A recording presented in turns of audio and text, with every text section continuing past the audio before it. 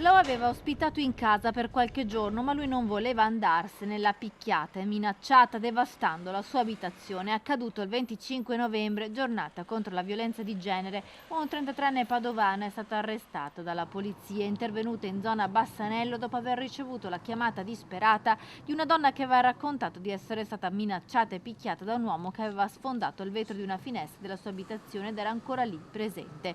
Quando i poliziotti sono arrivati sul posto hanno trovato il 33enne con i vestiti appoggiati sul cancello e a terra i segni della violenza, piatti e soprammobili rotti. La discussione era iniziata di notte, gli insulti, poi la violenza, e quando la donna gli aveva chiesto di andarsene lui aveva messo a soqquadro le stanze e le aveva rotto addosso un quadro finché lei non era riuscita a chiamare il 113 rifugiandosi in giardino. L'uomo è risultato avere precedenti per maltrattamenti, lesioni e stalking nei confronti di un'altra donna e già destinatario di un ammonimento del questore per violenza domestica nell'ottobre del 2022.